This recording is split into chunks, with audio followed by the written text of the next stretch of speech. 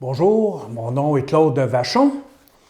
Aujourd'hui, je suis dans 2 Corinthiens chapitre 5. Alors, j'espère que vous avez votre Nouveau Testament et que vous allez ouvrir votre livre, votre Nouveau Testament dans cette deuxième lettre de Paul aux Corinthiens. Mon sujet aujourd'hui, c'est « Un homme est mort pour tous ». Il y a quelqu'un, un humain, un homme, qui est mort pour chacun de nous. Et Paul développe cette idée dans Corinthiens. Et vous savez, c'est une église qui est très influencée par les Grecs. Il y a toutes sortes de choses qui se passent. Et Paul doit continuellement les ramener à l'essentiel, à ce qui est important dans la parole de Dieu, sur qui nous devons tourner nos regards. Et que Dieu a tout fait pour nous réconcilier avec lui. À cause de nos péchés, nous sommes séparés de Dieu. La Bible dit « car tous ont péché et sont privés de la gloire de Dieu ». Tous. Et c'est pour cela qu'il y a un homme qui est venu et qui est mort pour tous, pour chacun de nous.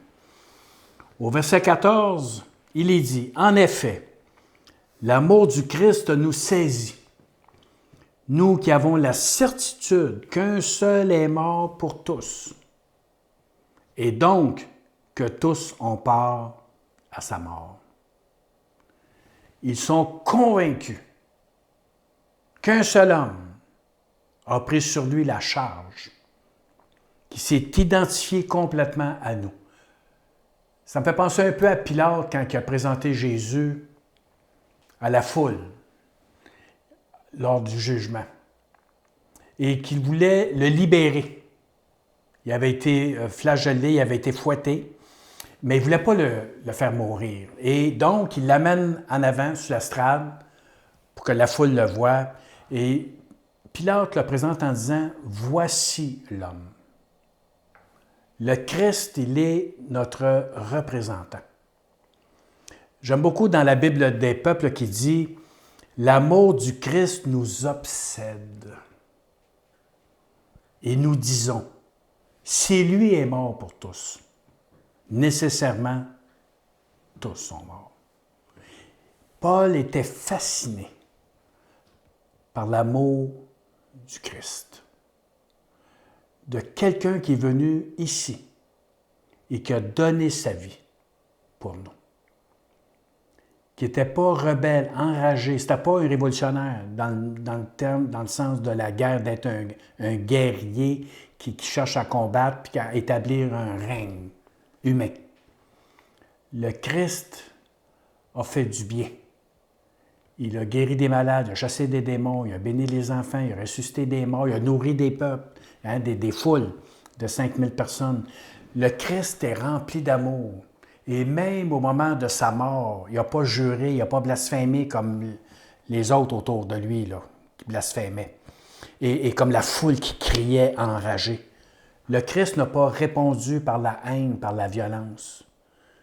Mais il s'en est remis à son Père, à la volonté de Dieu, puis il a dit à son Père, pardonne-leur ce qu'ils sont en train de faire. Et Paul est un contemplatif. C'est un intellectuel, c'est un gars très, très instruit. C'est un universitaire, mais il est aussi un contemplatif. Et il voyait l'amour de Jésus. Il en était obsédé. Il n'en revenait pas que quelqu'un ait tant d'amour envers des gens qui ne méritaient pas son amour, envers des gens violents, remplis de colère et de haine. Oui, le Christ est mort pour nous tous, c'est-à-dire au nom de tous, comme chef. Il est le leader. Il y a eu un premier homme, Adam. Puis toute la lignée vient de lui. Et la Bible dit qu'un deuxième homme, un deuxième Adam, qui est le Christ, est venu. Mais il était humain. Oui, il vient du ciel, il est né dans une vierge, dans Marie. Il était humain. Ce n'était pas un esprit. Ce n'était pas une entité. C'est un humain. Il est venu comme notre représentant, mais un représentant sans péché, quelqu'un de magnifique, qui n'a jamais bronché, qui n'est jamais tombé dans le mal, qui a toujours marché toute sa vie dans la volonté de Dieu. C'était un homme qui nous aimait. C'est quelque chose de presque incompréhensible pour nous. Comment peut-il aimer des étrangers, des gens indifférents, des gens qui se foutent de tout, des gens concentrés sur le moi, sur mon corps, sur mon âme, sur mon bonheur? Comment un homme peut-il venir pour me rencontrer et m'offrir quelque chose d'extraordinaire qu'on va regarder ensemble dans les versets qui suivent? Au verset 15, il est dit, « Il est mort pour tous, afin que ceux qui vivent ne vivent plus pour eux-mêmes, mais pour celui qui est mort et ressuscité pour eux. » Oui, il est mort pour chacun de nous. Il est mort pour moi, il est mort pour vous. Il n'est pas indifférent, personne. Il ne rejette pas personne. Quiconque vient à lui, il l'accueille, il le reçoit. Peu importe votre vie, peu importe votre passé, vos péchés, peu importe ce que vous avez vécu, le Christ, il est venu pour vous. Il a pris sur lui vos fautes. Dans la Bible du Sommeur, il est dit, « Et il est mort pour tous, afin que ceux qui vivent ne vivent plus pour eux-mêmes, parce que ce qui détruit ta vie, c'est ton ego. » Les bouddhistes ont compris ça, les hindouistes ont compris ça, ils enseignent ça eux autres aussi. Mais ici, nous, on a quelqu'un qui nous libère de ça. On ne fait pas juste en parler. Et il dit donc, il est venu afin que ceux qui vivent ne vivent plus pour eux-mêmes, mais pour celui qui est mort à leur place et ressuscité pour eux. Le Christ a pris sur lui mes fautes, toute la rage qu'il y avait là, la foule qui était là, au pied de la croix, qui criait, là, la violence, la haine, les frustrations, tous les sentiments qu'on a, qui nous habitent et dont nous sommes esclaves, qu'on est emprisonnés là-dedans, la rancune, le non-pardon, le mal qu'on a pu faire, qu'on a pu dire, les gestes qu'on a posés, qu'on regrette peut-être, mais qui sont quand même là, il y a des conséquences. Cette foule qui est dans le délire collectif a crié sa haine, qu'il meure, crucifie-le, que cet homme ne règne pas sur nous, que son sang retombe sur nous, même qui ont crié. Une vraie folie. Je vous disais tantôt, le salaire du péché, c'est la mort. Le Christ en est conscient. Qu'est-ce qu'il fait? Le péché se manifeste. La haine, tout ce qui nous anime, se manifeste à la croix. Qu'est-ce qu'il fait? Il les prend, bon, on le lance, on envoie tout ça sur lui. Là. Il n'y a même pas besoin de les prendre. Là. C'est nous, là. On l'envoie. On crie, on blasphème, on jure, et on envoie ça sur lui. Il les prend, comme si c'était lui. Le Christ est mort à ma place. C'est moi qui aurais dû être là. C'est moi qui ai commis des péchés, qui ai commis des crimes. C'est moi, ce n'est pas lui. Et pourtant, il est traité comme si c'était lui, le criminel. Et c'est exactement ça qui se passe. C'est que mon crime tombe sur lui. Le châtiment que moi, je mérite, on est tous pécheurs, hein? Tu sais, des fois, on se compare, là, on se compare au pire, puis on se trouve pas pire. On est tous pécheurs. Il y a de la méchanceté dans tous nos cœurs, dans toutes nos pensées. Et ça, lui, il les a pris à ma place. Il a pris mes péchés. Il les a engloutis dans la mort. Il les a emmenés dans la tombe. Il l'a englouti. Et 3 jours plus tard, il est ressuscité. Les péchés sont restés dans la tombe, dans la mort. Il est ressuscité pour nous ouvrir un chemin, nous ouvrir une porte vers l'éternité. Parce que la vie va continuer, là. C'est pas parce que je suis mort que je meurs, que j'existe plus, là. Non, non, non, je continue. Je continue à exister. Mais dans l'éternité, le Christ a ouvert un chemin. Dans la parole vivante, ça dit « Et pourquoi est-il mort pour tous? » Il y en a qui la posent la question. Pourquoi? Pourquoi il est mort pour tous? Eh bien, pour que ceux qui ont été ressuscités à une vie nouvelle ne continuent pas à mener, selon leur gré, une petite vie égoïste, mais qu'ils vivent pour celui qui est mort à leur place et qui fut ressuscité pour leur salut. Ta vie égoïste te mène à la mort, à la destruction. Ta vie égoïste t'isole, tu vis dans un silo. Tu es séparé de Dieu et de ton environnement. L'amour que tu as, c'est un amour conditionnel. J'aime parce que tu m'aimes, parce que tu me donnes, parce que tu prends soin de moi, parce que je suis important pour toi, parce que tu me valorises, parce que.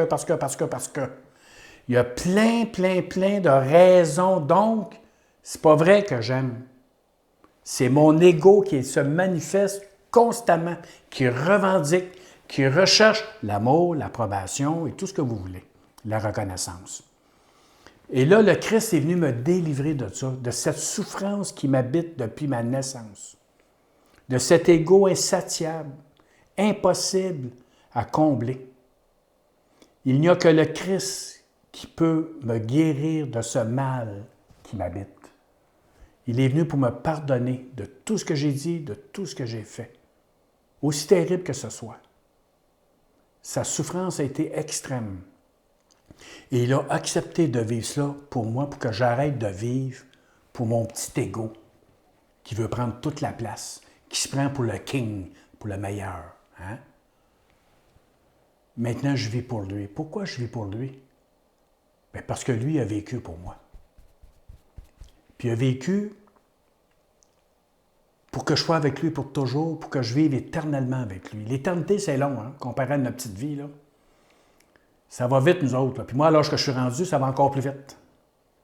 Alors, c'est pour ça qu'il est mort.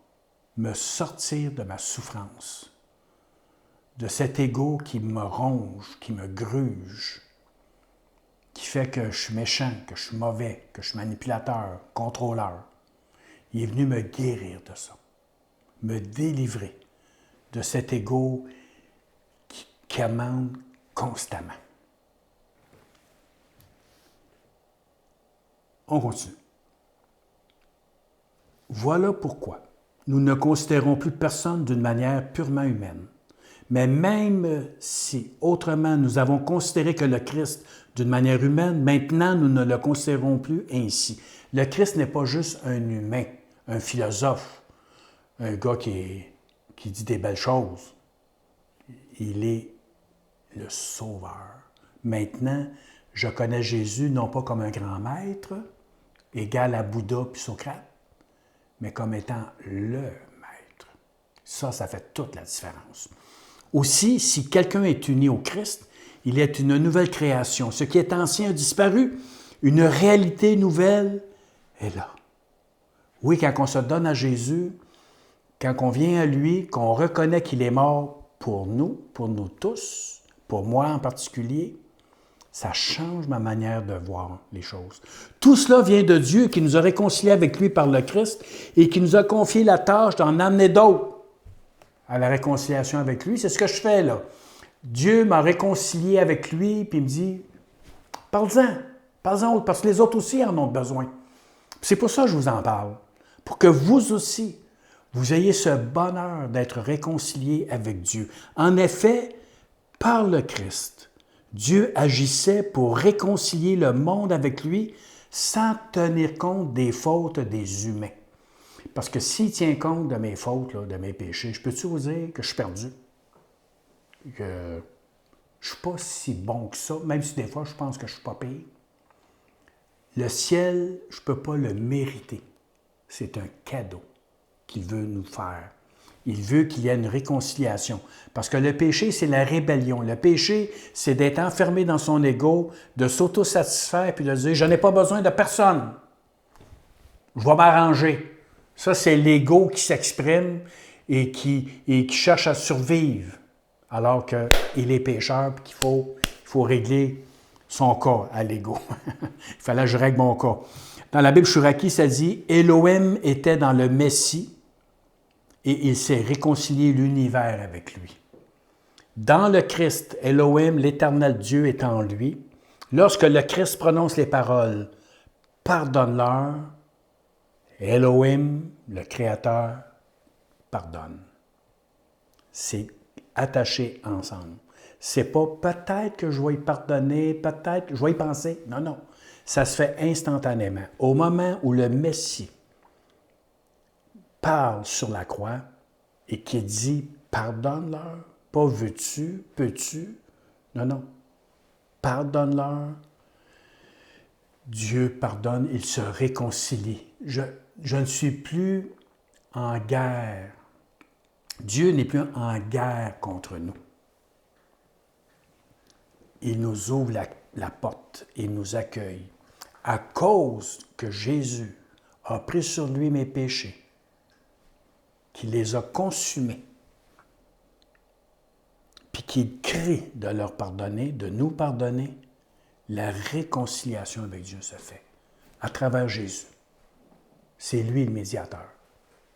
Et là, je retrouve la paix que je cherchais depuis si longtemps.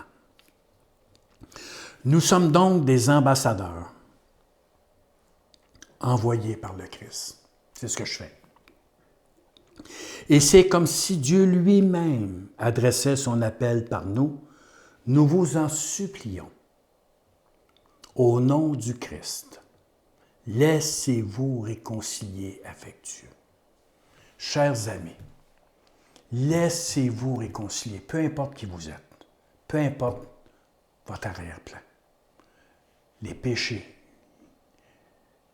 les crimes, peu importe ce qui est arrivé, peu importe la religion, catholique, protestant, orthodoxe, pentecôtiste, méthodiste, évangélique, peu importe.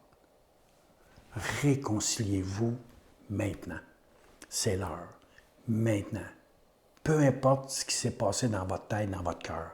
Venez à lui maintenant. Le Christ a pris sur lui les péchés de tous. De tous. Même des gens religieux. Il a pris leurs péchés. Je termine avec le verset 21. Le Christ était sans péché. Mais Dieu l'a chargé de notre péché, afin que, unis à lui, nous soyons rendus justes devant Dieu. Donc, il a pris nos péchés. On lui a donné d'ailleurs, quand on criait, et le Christ les a pris. Il a pris notre folie. Et ça, c'est de l'amour, ça. Il s'est identifié. Dans la Bible juive, ça dit « Dieu a fait de cet homme sans péché une offrande pour notre péché à tous, afin qu'unis à lui, nous puissions pleinement avoir part à la justice de Dieu. » C'est d'une grande beauté. Dieu a fait de cet homme sans péché une offrande. Le Christ s'est offert. Voici l'agneau de Dieu. Jean-Baptiste l'avait vu. Il a dit, voici l'agneau de Dieu qui ôte le péché du monde. Qui ôte le péché du monde. Le voyez-vous? C'est Jésus de Nazareth. Jésus de Nazareth, il est l'élu. Il est l'agneau de Dieu. Il a accepté d'être l'agneau de Dieu. Il a accepté cette mission que Dieu lui donnait. Il a ôté, il m'a ôté mes péchés, ma culpabilité, ma folie. Il m'a soulagé de tout ce qui rongeait ma vie, qui détruisait ma vie à tous les niveaux, que ce soit spirituel, émotionnel, corporel. Tout rentre dedans. Le corps aussi, là. Tout rentre dedans. Et le Christ s'est offert.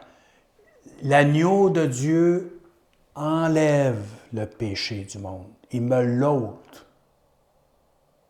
Il ne m'appartient plus. Il l'a pris.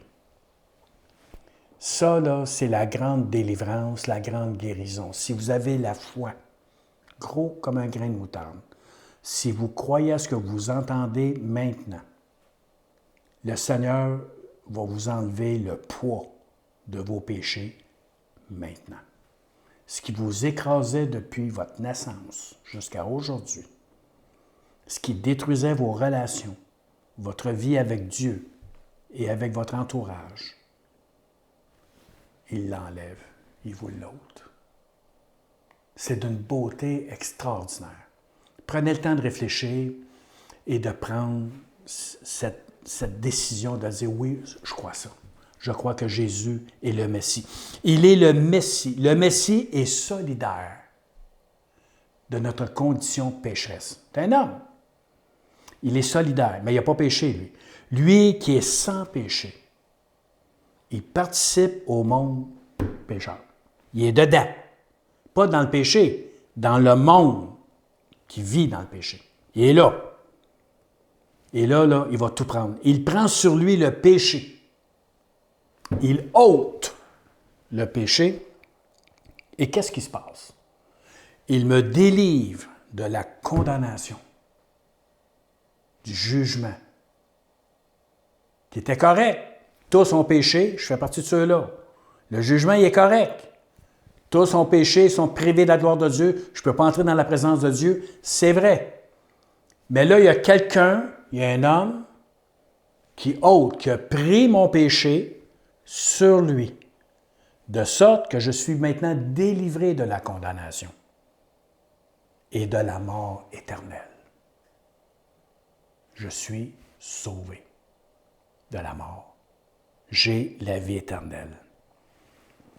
C'est un sacrifice victime pour le péché. Il s'est sacrifié, puis en même temps, il était victime. Les deux se font en même temps. Il est victime de notre folie, de nos péchés, et il se sacrifie. Il accepte. Il prend sur lui. Alors, chers amis, un homme, rappelez-vous ça, là, un homme, Jésus de Nazareth, est mort pour nous tous. Un seul homme est mort pour nous tous, et son nom, c'est Jésus de Nazareth. Tout ce que ça doit faire dans nos vies, c'est de se prosterner et de l'adorer. Que ce soit la conclusion pour vous. Prosternez-vous et adorez le Christ qui est venu pour vous sauver, qui est mort pour vous et pour moi. C'est tout ce que vous avez à faire, de reconnaître cela, puis de dire, Seigneur, je reconnais que tu es venu pour me sauver, me laver de mes péchés, me pardonner, me donner la vie éternelle. Je reconnais que tu es mort pour moi. Et je t'en remercie de tout mon cœur. Et maintenant, à partir d'aujourd'hui, je ne veux plus vivre pour mon ego, mon petit ego. Je veux vivre pour toi. Parce que c'est trop beau, c'est trop grand, c'est magnifique. Et je veux marcher sur ton chemin. Amen. Que le Seigneur vous bénisse abondamment. Vous pouvez nous suivre sur l'essentiel.ca. Vous pouvez liker, partager cette vidéo si vous l'avez aimé. Et je vous dis à bientôt.